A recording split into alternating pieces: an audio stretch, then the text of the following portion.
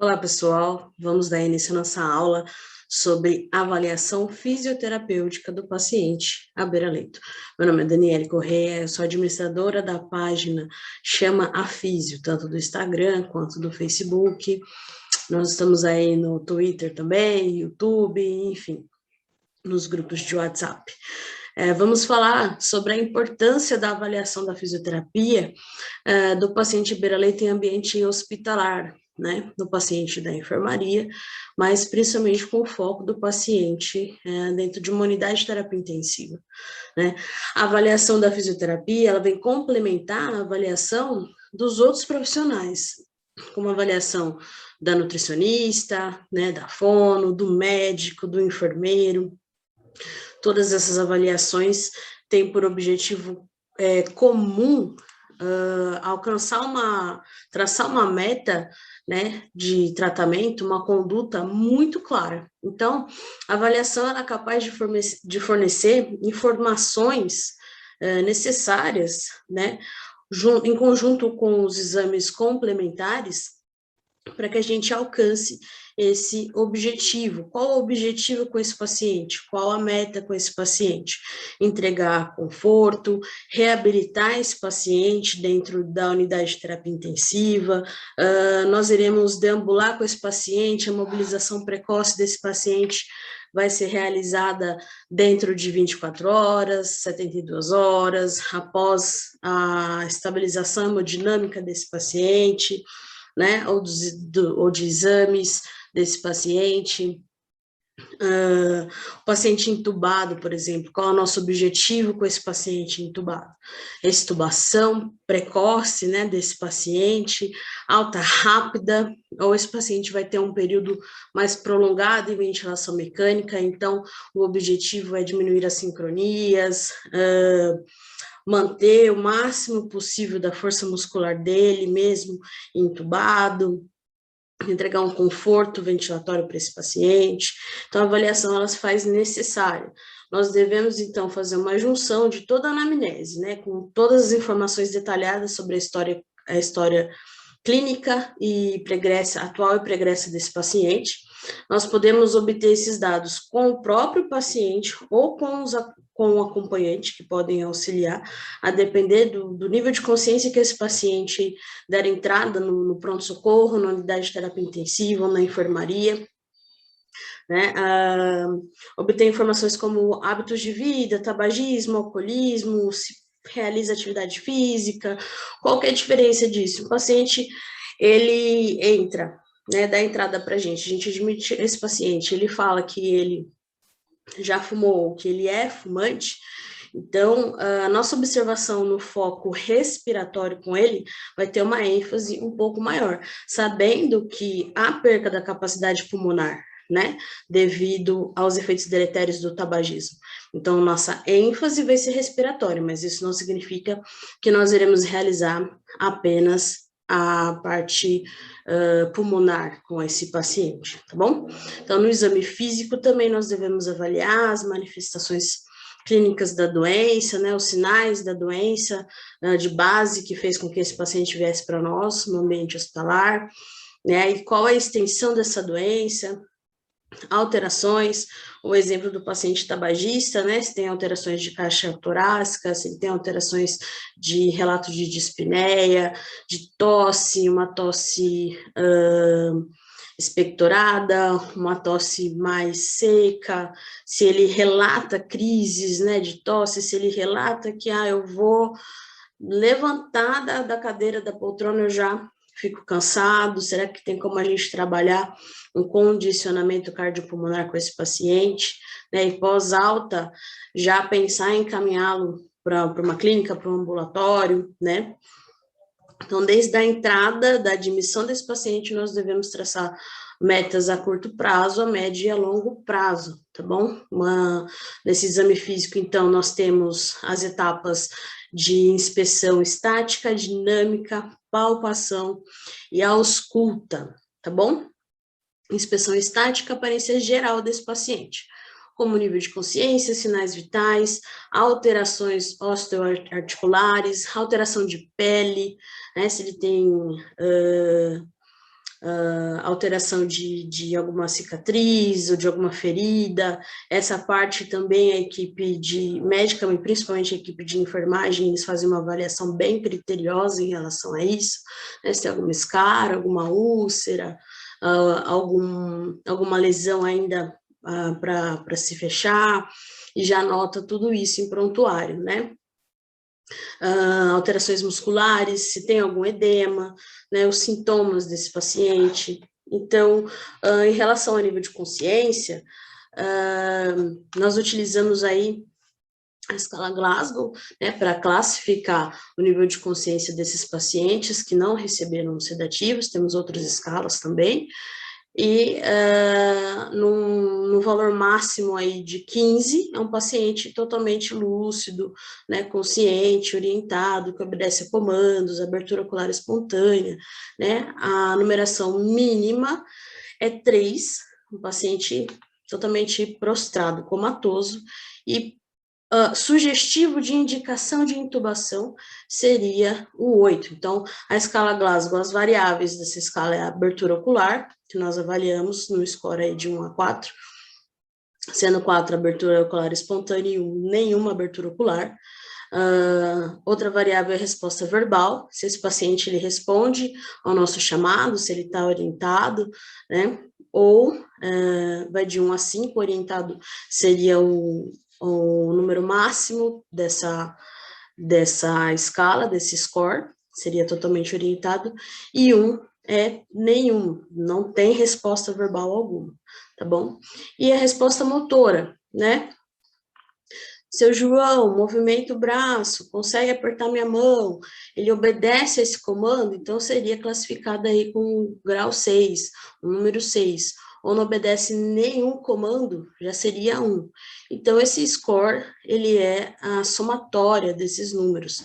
Mais uma vez, eu repito, o número maior, o total máximo, né, que a gente consegue obter com essa escala seria o 15, na somatória, que é um paciente totalmente lúcido, orientado, obedecendo a comandos, e o mínimo seria 3, paciente comatoso aí, tá? O que me indica avaliar, então, o nível de consciência? Esse paciente é lúcido, orientado, obedece a comandos, eu já consigo traçar algum objetivo em cima dessa avaliação, uma simples avaliação de nível de consciência, né? Avaliando também os sinais vitais desse paciente, de extrema importância nós avaliarmos os sinais vitais desse paciente, né? O pessoal que está nos estágios aí, ou que ainda está na faculdade, que passa, né, por essas aulas sobre os sinais vitais, durante a nossa vivência, né, hospitalar, clínico, enfim, a gente também anota os sinais vitais dos nossos pacientes. Então, um dos sinais vitais como a frequência cardíaca, sabendo-se que o normal basal no adulto é de 60 a 80 batimentos por minuto, né, taquicardia acima de 100 batimentos por minuto, bradicardia abaixo de 50 batimentos por minuto. Porém, isso é o basal, tá? Uma taquicardia, preciso avaliar se esse paciente ele está febril, se ele tem uma anemia, se ele tem uma hipóxia, se ele está ansioso, a ansiedade faz aumentar a frequência cardíaca, a frequência respiratória, né? Se ele é um paciente cardiopata, bradicardia, por exemplo, se tem algum medicamento, né, antiarrítmicos, se ele está hipotérmico. Então, não só anotar o sinal, mas entender um contexto geral desse paciente, se ele tem algum desses outros sintomas, se ele tem algum desses outros sinais, se é um paciente que tem um marca-passo cardíaco, né?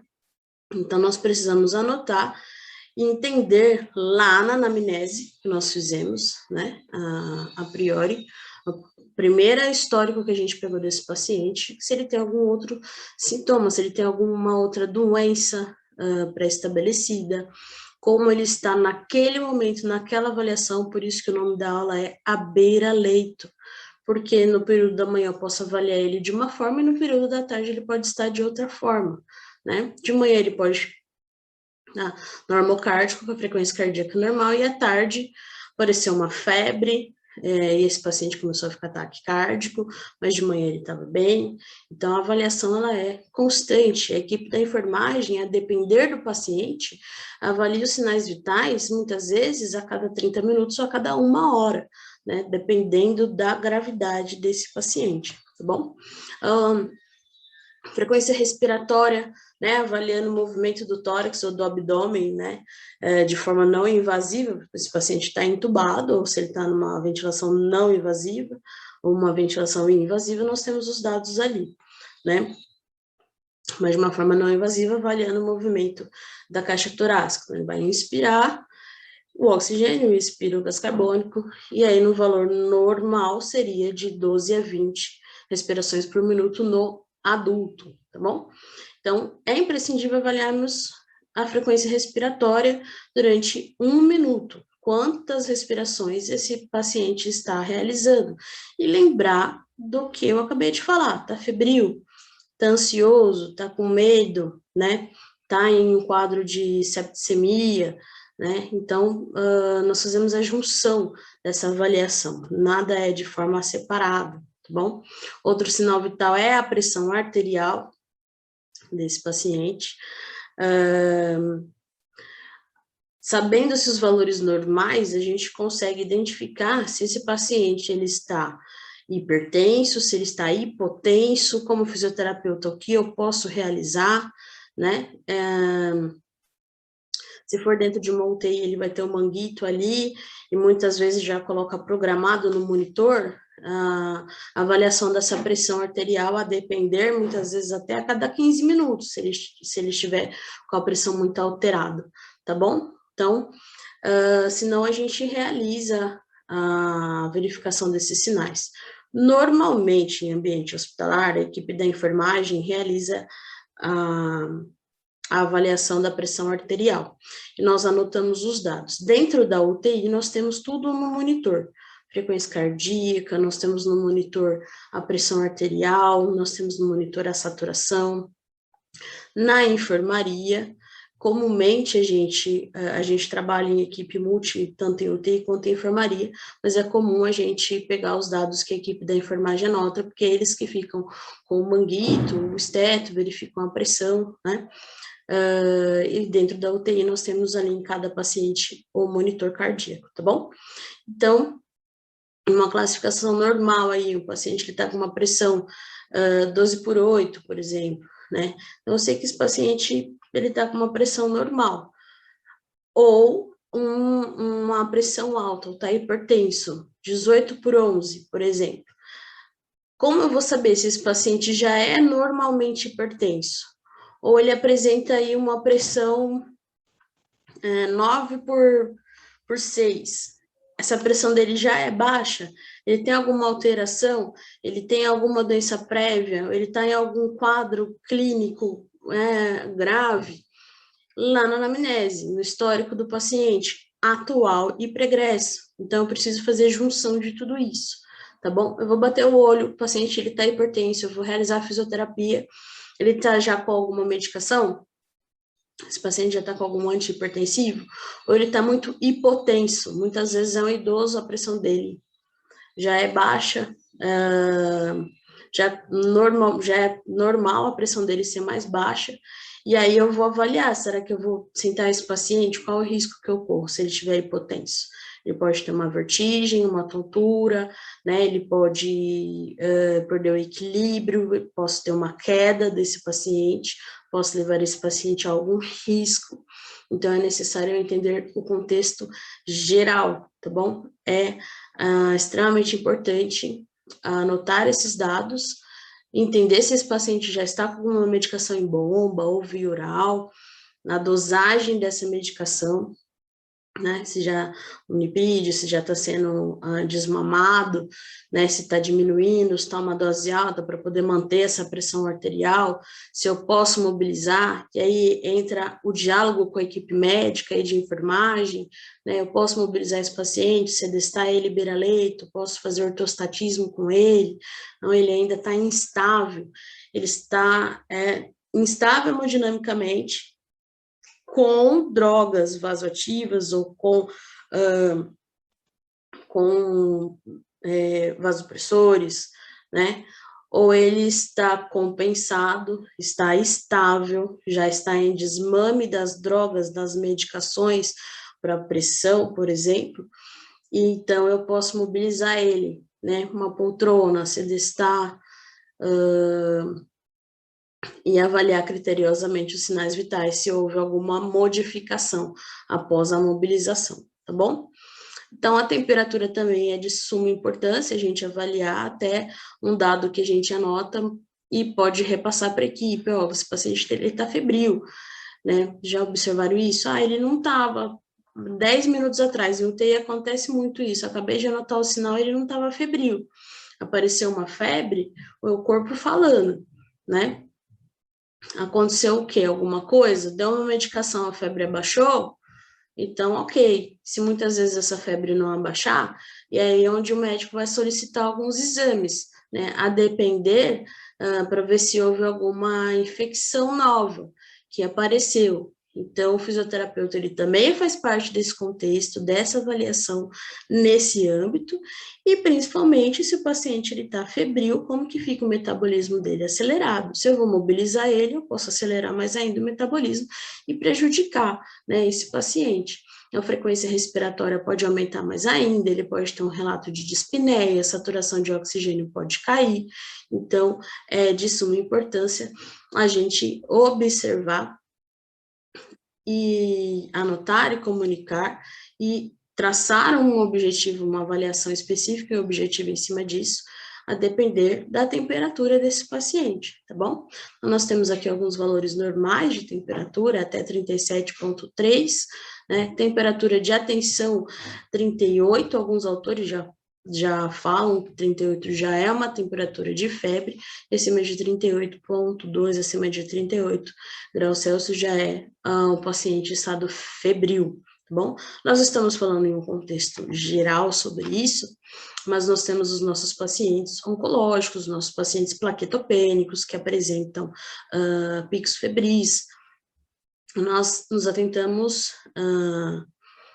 com mais ênfase, então, nesses quadros, não que nos outros pacientes nós nos atentamos, mas muitas vezes o sistema imunológico desse paciente vai reagir muitíssimo bem, até mesmo ligar o ar-condicionado do quarto, porque muitas vezes nosso paciente está febril porque o quarto está muito quente, isso acontece muito.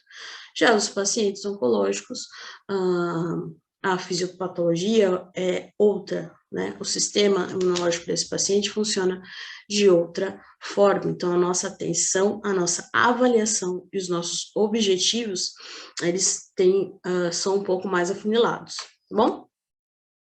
Então, outra avaliação que nós fazemos, e aí, de maneira bem rígida, é sobre a saturação de oxigênio. Nós temos aqui um monitor, esse é um monitor portátil, tá bom? Sem fins comerciais, sem fins lucrativos algum.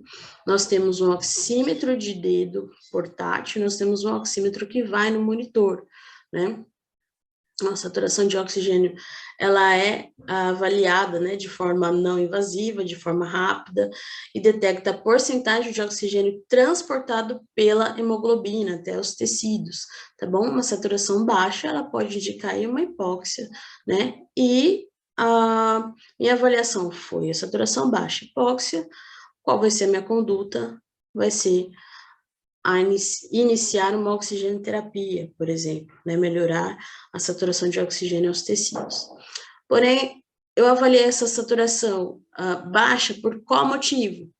Esse paciente ele está hipotérmico, está com temperatura muito baixa, não está conseguindo pegar o sinal exatamente, o oxímetro está, a onda pletismográfica não está saindo corretamente, né? Eu tenho algum artefato ali que está mostrando uma saturação muito abaixo, né? O paciente não tem cianose central, labial, o paciente não tem queixa de dispneia, de desconforto, né?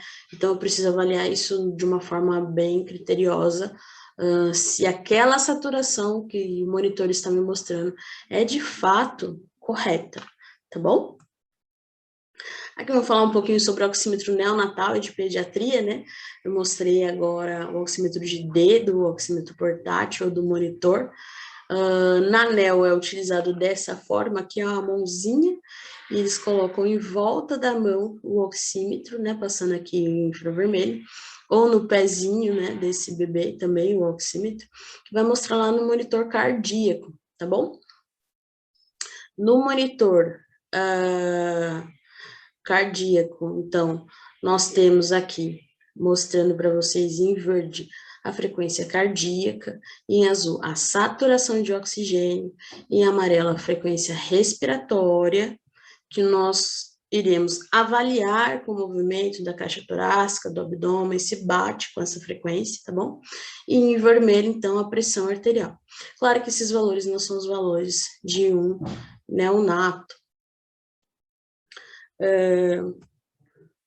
Aqui nós temos um projeto Koala, aí, do Dr. Guilherme Santana, tá bom? Aqui, portal de boas práticas, eu vim compartilhar com vocês, é um projeto que visa a saturação alvo do neonato, tá bom? Mobilização da equipe multi dentro da UTI neonatal para controle do oxigênio alvo. Isso é o que é o projeto Koala aqui, tá? Então, Koala, controlando o oxigênio alvo ativamente.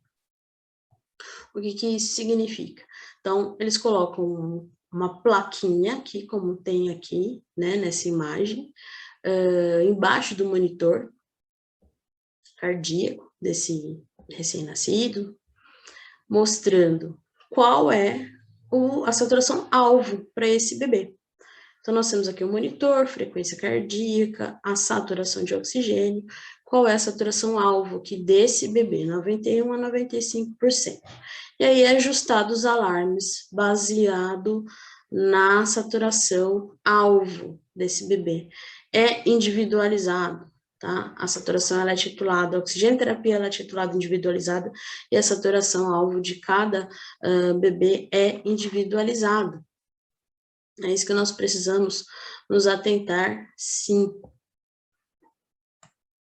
O oxigênio, ele é uma medicação, ele é uma das drogas mais utilizadas, né, em UTI neonatal, em UTI adulto, enfim, UTI cardiológica, né, e o uso não controlado, uma forma empírica de se utilizar a oxigenoterapia, leva a consequências danosas, tá bom? O foco desse slide é falar sobre o recém-nascido pré-termo. Porém, a oxigenoterapia é lesiva para adulto, para idoso, para criança, para adolescente, para qualquer um. Ok? Então, aqui, os prematuros, eles são extremamente sensíveis pelo fato do pulmão não estar totalmente formado.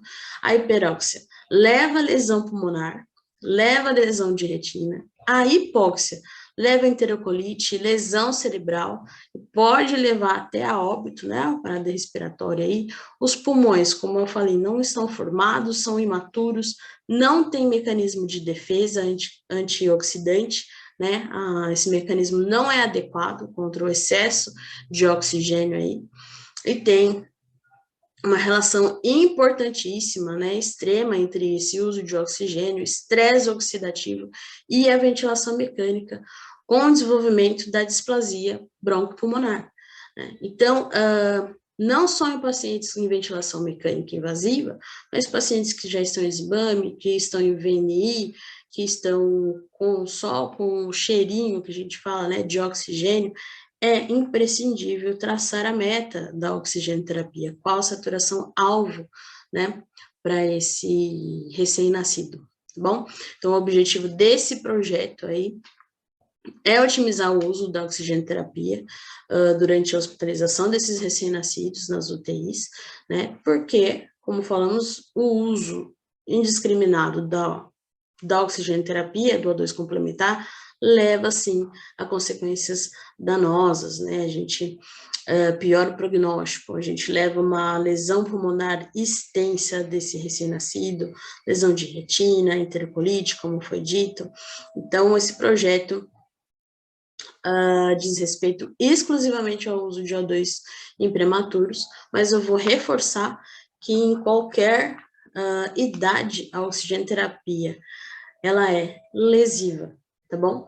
Se for utilizado de maneira indiscriminada, tá? Por que é importante a gente ter um alvo? Porque muitos bebês cardiopatas, por exemplo, eles precisam saturar baixo. Eles precisam ter uma saturação de 70%, por exemplo, por conta das repercussões, né, cardiopulmonares que esse bebê tem. Então, é necessário a gente ter um conhecimento extremo, né, avaliação, conhecimento, fazer junção de todas as informações que a gente tem, para que a gente possa entregar um atendimento com qualidade e diminuir aí a distanásia, né, diminuir aí o empirismo dentro das UTIs, tá bom? Retomando, então, aqui, a inspeção, sobre a inspeção estática, as alterações osteoarticulares, né, os tipos de tórax que nós temos, que nós encontramos, né, pectus excavatum, aqui, nessa primeira imagem, que é o tórax em funil, né, que é a depressão do externo e provoca a projeção aqui anterior dos arcos costais, tórax em barril ou tonel, né, normalmente característico dos nossos pacientes enfisematosos aí, devido a aumento do diâmetro antero-posterior e horizontalização dos arcos costais, né? A gente fala a hiperinsuflação pulmonar, a gente vê no raio-x aquele raio-x com os arcos costais bem horizontalizados, né? Hiperinsuflado desses nossos pacientes. Então, essa avaliação do tipo de tórax é também imprescindível, tá bom? Muito característico, bateu o olho já falado, deve ser DPO-cístico, episematoso, né? Essa primeira imagem também de pectus carinatum, ou peito de pombo, né? Pela preeminência do externo aqui, pode ser ele congênito ou adquirido, né? Devido a defeitos congênitos aí. Um paciente com asma grave também costuma ter esse tipo de tórax. Tórax cifótico pode ser postural ou lesão de vértebras torácicas. E que é importante saber, esse paciente ele tem um tórax cifótico, por exemplo, qual tipo de alongamento eu posso fazer com ele? Alongamento também é cinesioterapia motora, também é mobilização. Muitas vezes eu não posso colocar esse paciente para andar ainda dentro da unidade de terapia intensiva, mas eu consigo aí fazer uma mobilização de cinturas, né, de cintura escapular, consigo fazer uma mobilização, uma liberação aí de glenumeral, né, avaliando a necessidade, alongar esternocleido, alongar peitoral. Esse paciente, ele relaxa a musculatura torácica dele, de cintura escapular dele, ele melhora até muitas vezes o padrão respiratório dele. Então, é necessário a gente avaliar, entender qual a mecânica, qual a biomecânica, como está estruturado esse paciente, o que eu consigo mobilizar ou liberar de articulação, né? Para que eu possa levar aí, muitas vezes, um conforto para esse paciente apenas de um alongamento, né? E isso é imprescindível, tá bom? A avaliação de pele, como eu falei lá no começo, a coloração da pele, né, se tem cicatriz cirúrgica, dreno, catéter, fístulas, né, sinais de inflamação. Ah, mas isso não é só a enfermagem que avalia? Não, não é só a enfermagem que avalia, o fisioterapeuta precisa avaliar que nós temos um dreno de tórax, né, esse paciente aqui pode ter sido um derrame pleural, ou está drenando aí um pneumotórax, e aqui um dreno do joelho desse paciente. Será que eu posso mobilizar esse paciente? Por exemplo, no caso do dreno de joelho. Qual o motivo que tem esse dreno? Né, o que aconteceu? Pós-operatório? O que foi? Posso mobilizar só o tornozelo? Posso sedestar ele? Mobilizar esse joelho? Quantos graus? Isso tudo a gente entra em um consenso, em conversa com a equipe médica, né, principalmente com o cirurgião que fez a cirurgia desse paciente. Tá bom? A suma importância de entender esse dreno de tórax aqui. Será que esse paciente está com tanta dor que ele não consegue fazer uma inspiração profunda e expandir totalmente esse tórax? Porque se eu respiro pouquinho, entra pouco ar, o acúmulo de secreção é maior. Eu já tenho um dispositivo invasivo, que é o dreno, no pulmão, no tórax desse paciente. O corpo entende que é uma ameaça, ele vai se defender. Para se defender, ele vai criar um muco, uma secreção em volta disso. Então, ele já está respirando curtinho por dor. Aí vai da equipe médica, a equipe de enfermagem administrar a medicação, a equipe médica deixar prescrito uma analgesia, né, para diminuir a dor, e da fisioterapia, orientar esse paciente sobre a respiração dele, como deve ser a respiração dele, né? Se tem necessidade de fazer um uso concomitante de uma ventilação não invasiva, ou se eu já posso mobilizar esse paciente, porque a mobilização, retirar esse paciente do leito, sedestar esse paciente, faz com que a respiração, né? Eu aumente a respiração, aumente o volume corrente, aumente o volume minuto, ou se tem de fato a necessidade de uma ventilação não invasiva, não sei, vai depender da minha avaliação, né? Esse corpo estranho faz aumentar talvez a produção de muco, de secreção, e por dor ele não vai respirar fundo. Por dor, esse paciente não vai querer tossir, porque ele vai ter medo de sentir dor por conta desse dreno. Se ele não tosse e a secreção fica ali no pulmão, dentro de um ambiente hospitalar, eu posso levar ele a adquirir uma pneumonia. Então, é necessário haver essa avaliação, sim, né, da aparência da pele, de dreno, como está, a coloração, se ele está com dor, se ele está tossindo, e colocar a avaliação fisioterapêutica concomitante a isso, tá bom? A avaliação dos músculos, avaliar atrofismo, assimetria, se tem alguma contração muscular, alterações posturais, porque isso eu posso trabalhar com esse paciente dentro da UTI, na enfermaria, e se houver necessidade, encaminhar ele aí, né, na sua pós-alta, para alguma clínica, algum ambulatório, a depender, mas eu consigo trabalhar isso dentro do ambiente hospitalar. Otimizar o tempo de atendimento. Quando eu sei avaliar qual a necessidade respiratória desse paciente, qual a necessidade motora desse paciente, eu consigo traçar metas e junto da minha equipe a gente consegue traçar qual conduta vai ser realizada, né? A gente consegue passar em plantão a hoje de manhã, eu trabalhei mais alongamento, né, de membros superiores, mobilização de cintura, ciclo ergômetro com membro superior, a parte respiratória, eu trabalhei a força muscular aí, com algum aparelho fortalecedor, uma VNI, e aí na parte da tarde, por exemplo, o meu colega dá continuidade da assistência trabalhando o membro inferior, por exemplo, ou se ele tiver tempo hábil, ele consegue trabalhar esse paciente como um todo, né, deambular com esse paciente, colocar em uma poltrona, fazer uma VNI, enfim, vai depender da necessidade da avaliação inicial, tá bom? Então, o problema maior, muitas vezes, é otimizar o tempo que a gente tem. Por muitas vezes, um fisioterapeuta ele tem que atender uma UTI, tem que atender uma enfermaria e um pronto-socorro. Então, ele está aí com 15, 20 pacientes, e muitas vezes ele faz com que a sua avaliação seja uma avaliação um pouco menos criteriosa, faz com que a sua avaliação não seja tão específica, né? E a sua conduta seja aquela conduta que não vai trazer benefícios, resultados, não vai ser baseada em evidência, vai ser só para cumprir metas, né? Sendo assim, a gente nunca vai conseguir a nossa valorização como fisioterapeutas, qual a importância da fisioterapia dentro do ambiente hospitalar, dentro de uma UTI ou de um pronto-socorro, tá bom? Avaliação também de edema, né? Da avaliação de pele, de edema, se esse paciente ele tem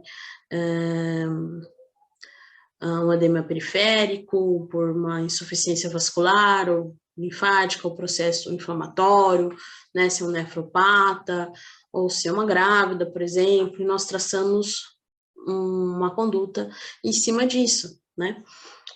Mas vou fazer massagem dentro da UTI? Qual a necessidade do seu paciente? O que você avaliou? Qual o tempo hábil que você tem? Qual a expertise que você tem? Tem necessidade? Está dentro da meta? O objetivo você vai alcançar? Né? O que você pode orientar para esse paciente fazer de movimentos, né? E o que você, como profissional, pode fazer?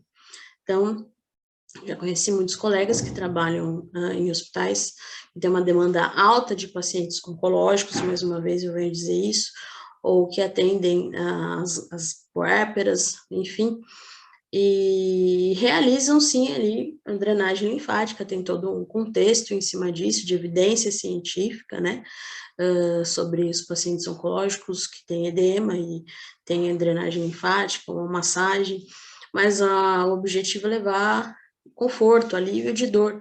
Se eu diminuo a dor com técnicas manuais desse paciente, eu diminuo a necessidade de opioides, eu diminuo a necessidade de analgésicos, eu diminuo a necessidade de medicações, né, que façam esse paciente, muitas vezes, perder até a sua autonomia, pela medicação ser tão forte, né.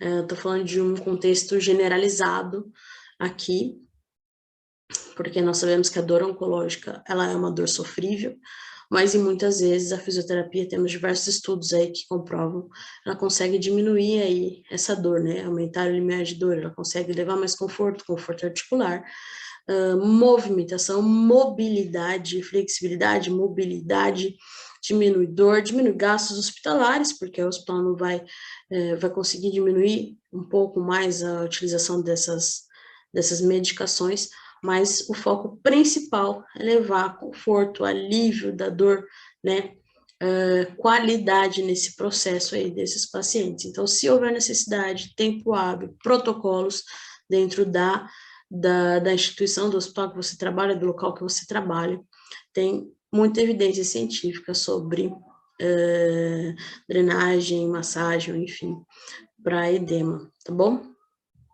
Avaliação, então, estática sobre os sintomas desse paciente, se ele tem uma dispneia, tosse, como está essa tosse produtiva, né, ela está eficaz, ineficaz, a tosse está ineficaz porque ele está com dor ou porque ele não tem força muscular.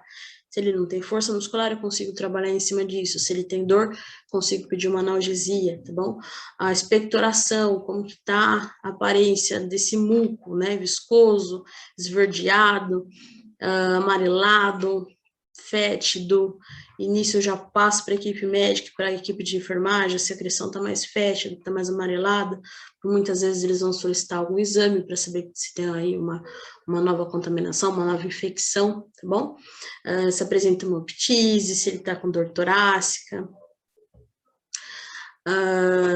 Então, como foi dito, né, a sensação de dispneia subjetiva, o que esse paciente está sentindo, como que está essa dispneia dele aí, né, respiração difícil, essa falta de ar, esse fôlego curto, né, não consigo puxar o ar fundo, né, se é a ortopneia, quando piora quando esse paciente se deita e melhora quando esse paciente está em pé ou sentado, né, por exemplo, o ICC, uma congestão pulmonar, né, uma dispneia paroxística noturna, que ele acorda durante a noite com dispneia, uma asma DPOC, por exemplo, né, platipneia, que melhora quando o paciente se deita, né, piora durante sedestatismo, ortostatismo, né, com o paciente tem chute direita e esquerda muito grave.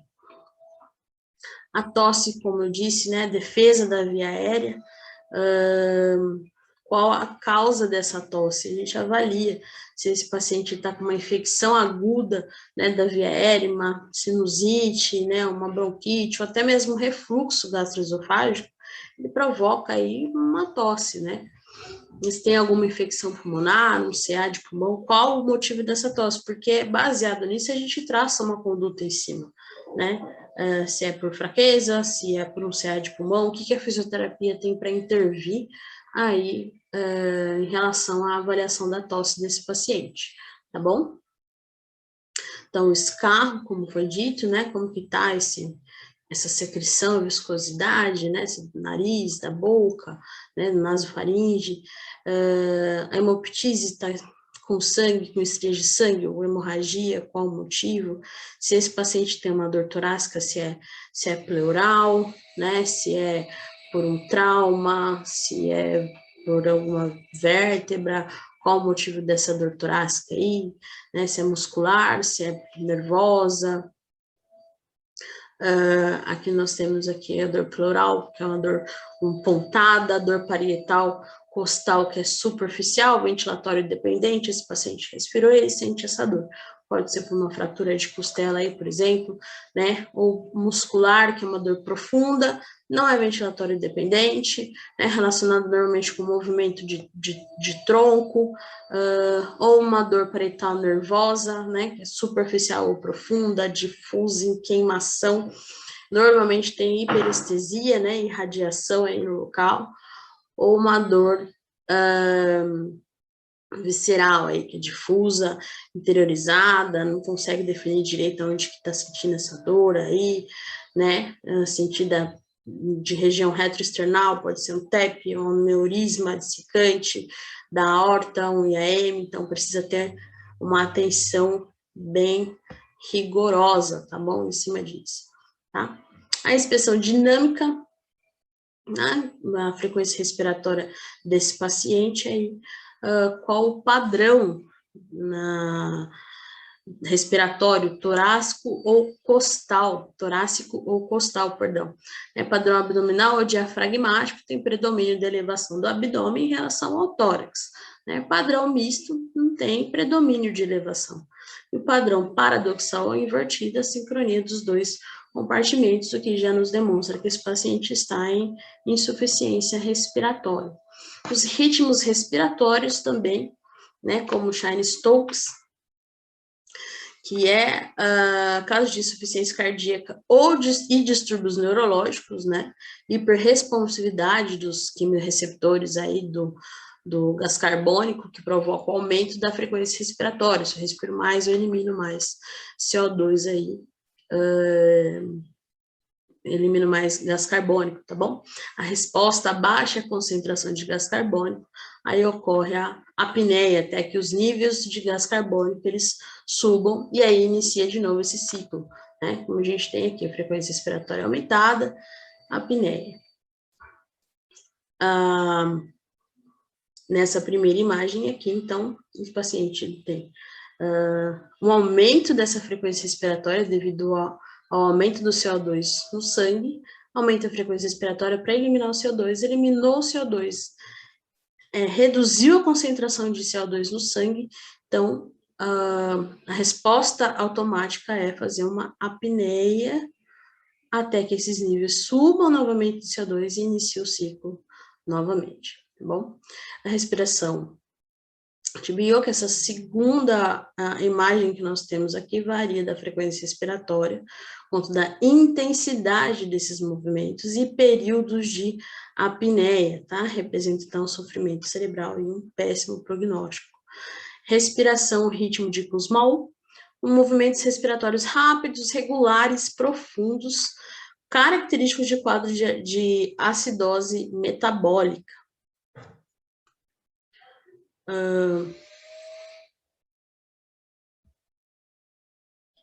Então, nós temos aqui a inspeção dinâmica da tiragem, né, que é o aumento desse trabalho respiratório, nós vemos os ritmos, aqui nós estamos vendo, então, a avaliação da inspeção dinâmica do trabalho respiratório desse paciente, aqui nós temos uma imagem, a gente consegue ver até os arcos costais desse paciente, né, o uso dos músculos, né, diafragmático, intercostal, músculos acessórios, escalenos, né, musculatura acessória da respiração, que leva à queda da pressão intratorácica e provoca essas retrações, né, intermitentes da pele durante a inspiração. Aqui a gente consegue observar o aumento do trabalho respiratório desse paciente.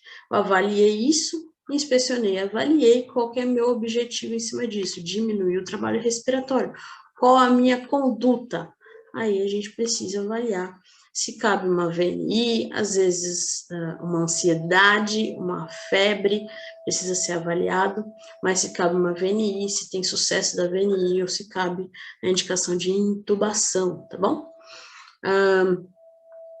Esse paciente apresenta uma cornagem, que é um som ruidoso, que pode ser ouvido à distância. A redução do calibre das vias aéreas pode ser por aspiração de corpo estranho, edema de glote, tumor cervical, hipotonia da musculatura da orofaringe, né, devido a uma lesão nervosa ou sedativos. Então, esse paciente ele vai apresentar um estridor, né? Os bebês apresentam muito isso, essa redução desse calibre das vias aéreas faz esse som esse som ruidoso ser ouvido assim em uma distância muito grande. Isso precisa ser avaliado, tá bom? Algo diminuiu. O calibre das vias aéreas está impedindo a passagem de ar. Impedindo a passagem de ar, esse paciente pode ter uma parada, né? Outra forma de avaliar a inspeção dinâmica é a palpação, né? A gente apalpa com a mão, a ponta dos dedos, sempre utilizando luva, né? Realizando sempre a higiene das mãos, luva. Avalia, então, mobilidade, temperatura, sensibilidade, né? Expansão da caixa torácica, está simétrica, tônus, grau de trofismo desse paciente, tá bom? Aqui, nessa imagem aí, a expansibilidade da caixa torácica de forma antero-superior, antero-inferior, posterior-superior, posterior-inferior. De uma forma prática, muitas vezes, dentro de uma unidade de terapia intensiva, nós não realizamos essa avaliação dessa forma tão minuciosa, né? Normalmente a gente bate o olho, avalia a expansibilidade desse paciente, se tem alguma simetria, aí a gente realiza com a palpação, mas de uma forma prática para vocês, essa avaliação dentro de uma UTI, até muitas vezes dentro de uma enfermaria, ela não é realizada, porém, ela é de suma importância. A avaliação no contexto íntegro, no contexto minucioso, ela tem que ter a palpação aí, por exemplo, da musculatura, da expansibilidade torácica. Esse paciente, ele tem um pneumotórax, um tórax ele vai expandir mais que o outro, por exemplo. Se tem uma atelectasia, um pulmão fechado, né, vai expandir mais que o outro. Então, faz parte do conjunto essa avaliação em sua totalidade, tá? A percussão torácica também, o som varia dependendo da quantidade de ar, né, através das vibrações produzidas na parede torácica. Essa percussão, ela penetra de 5 a 7 centímetros abaixo da pele, da superfície, e os sons, eles podem diferenciar, né, a área cheia de ar, de líquido, a área sólida. Como nós temos exames, uma grande parte dos hospitais estruturados, né, nós temos aí um raio-x, uma tomografia, muitas vezes um ultrassom para saber se tem líquido, né? Então, nós utilizamos aí os exames de imagem, né, para identificar, tá bom?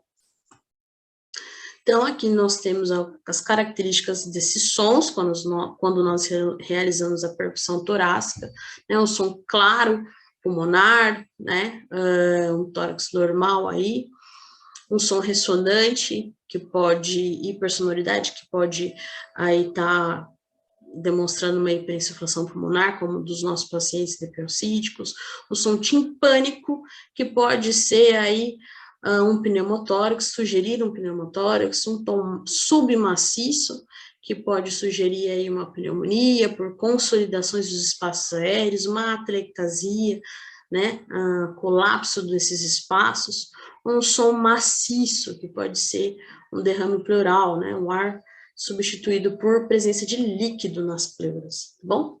Então, nós temos aí a ausculta pulmonar, que nós realizamos de maneira exímia, como fisioterapeutas, trabalhamos aí com a parte pulmonar, respiratória, nós devemos saber quais são as áreas que nós devemos avaliar, então, os ruídos normais e anormais gerados dentro das vias respiratórias, né?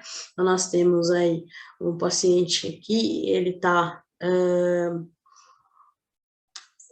de frente para nós, né? Aqui nós temos o lobo superior direito, o lobo esquerdo, e aqui o lobo médio, o lobo inferior direito e o lobo inferior esquerdo, né? Nós fazemos a ausculta pulmonar anterior, a ausculta pulmonar posterior, esse paciente está aqui,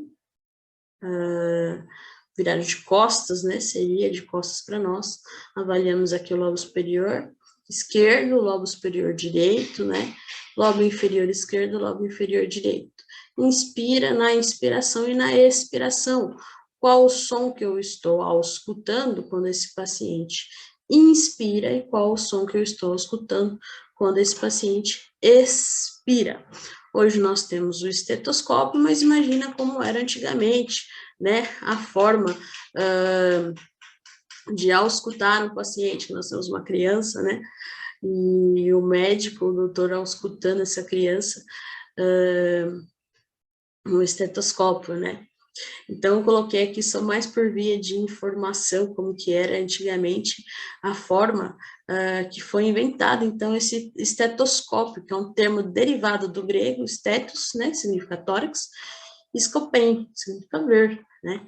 E, na época, esse médico foi o primeiro a descrever, então, os sinais semiológicos obtidos através da ausculta, né, o Laennec, como, por exemplo, roncos, crepitações, atrito pleural, né? E foi ele, então, que deu o nome de ausculta, né? Que vem da palavra grego auscultare, que significa escutar, tá bom? Por vias de informação aí para vocês saberem mais ou menos como que foi criado aí o estetoscópio. Hoje nós temos estetos maravilhosos, né? Infantis, né, com neonatal, pediatria, adulto, e é necessário a gente saber escolher qual o esteto que a gente vai escutar o nosso paciente. Né? Se colocar um esteto de adulto num bebezinho, aí de 1 quilo, não, de 800 gramas, o esteto pega a caixa torácica inteira desse bebê, né? Então, quais os sons que nós temos durante a ausculta aí? Murmúrio brônquico, passagem de ar, né, pela faringe, laringe, traqueia, murmúrio vesicular, né, bronquíolos respiratórios, murmúrio broncovesicular, que são as regiões mais apicais do pulmão, um som intermediário aí entre brônquio e vesícula, né?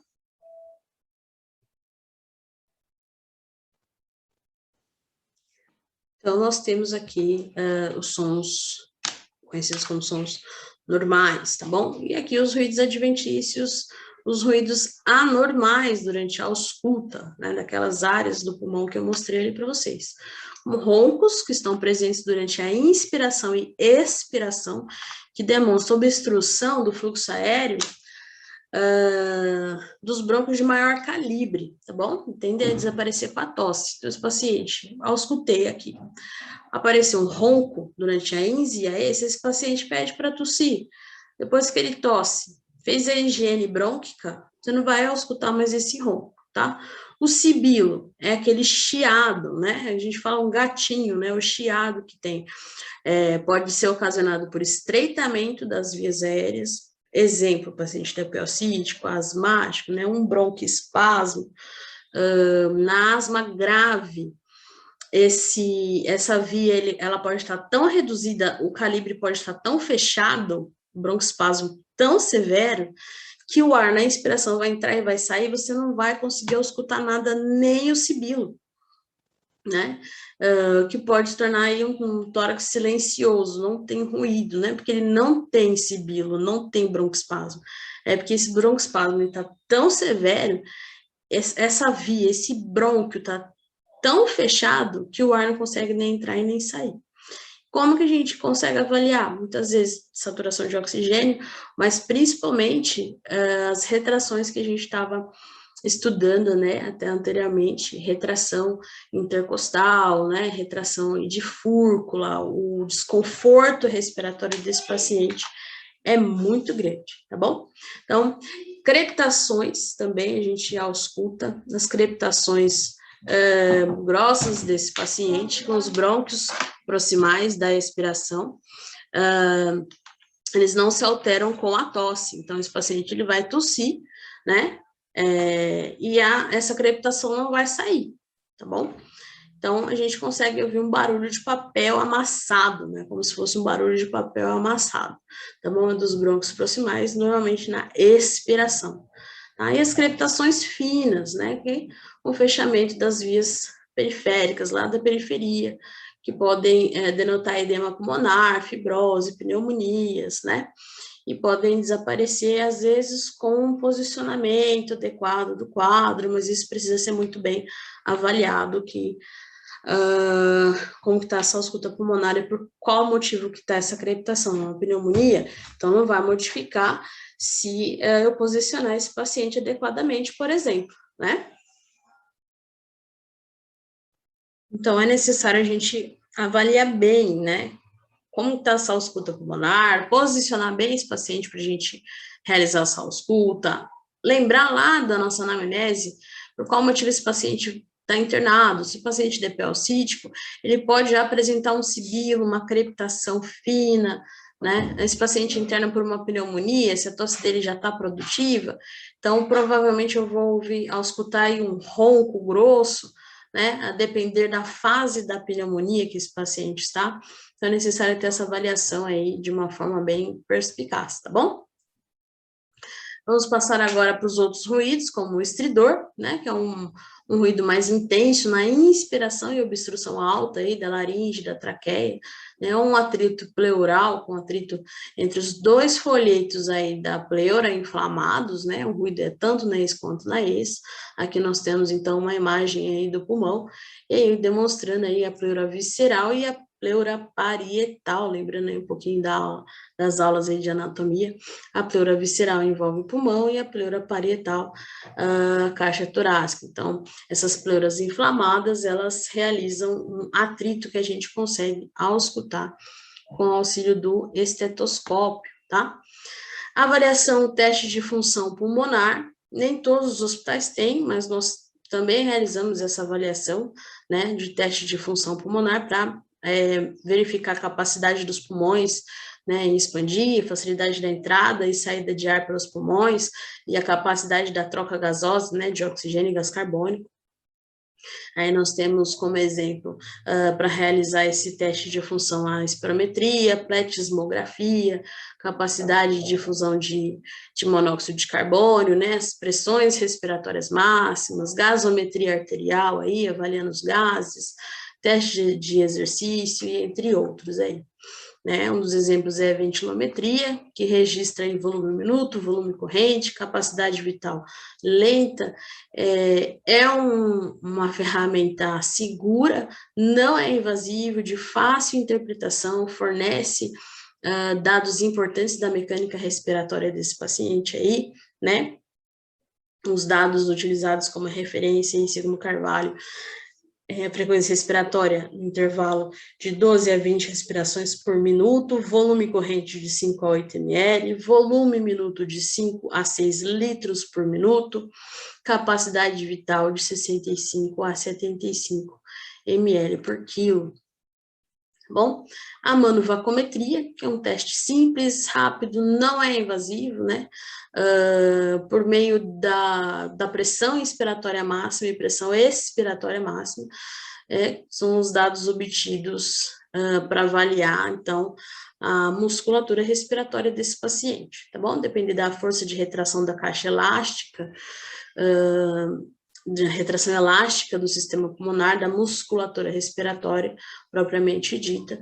Então, são instruções que são fornecidas a depender da colaboração desse paciente, tá bom? Esse paciente ele precisa estar consciente, precisa estar responsivo, obedecendo a comandos para que a manuvacometria possa ser realizada, tá? Porque você solicita, por exemplo, na avaliação da PI máxima, esse paciente realize um esforço inspiratório máximo depois de uma expiração máxima, né, para a gente poder avaliar qual a pressão ins máxima desse paciente. E na PE máxima, o esforço expiratório máximo após uma inspiração máxima, né, próxima à capacidade pulmonar total. Então, valores abaixo de 40 centímetros de água na PI máxima correspondem aí à fraqueza muscular inspiratória e abaixo de 20 centímetros à falência muscular inspiratória. Então, eu preciso que esse paciente esteja colaborando para que eu consiga fazer essa avaliação, tá bom? Existem outros dados sobre a manuvacometria, sobre a ventilometria, sobre a avaliação da parte respiratória desse paciente, né, avaliação aí da mecânica respiratória, mecânica pulmonar, né, que nós temos aí na nossa aula de ventilação mecânica, a avaliação desse paciente crítico em ventilação mecânica, tá bom? Aqui eu encerro a nossa aula. Agradeço a atenção de vocês, né? Qualquer dúvida, estou à disposição, aqui os contatos das redes sociais, e qualquer coisa, chama a Físio.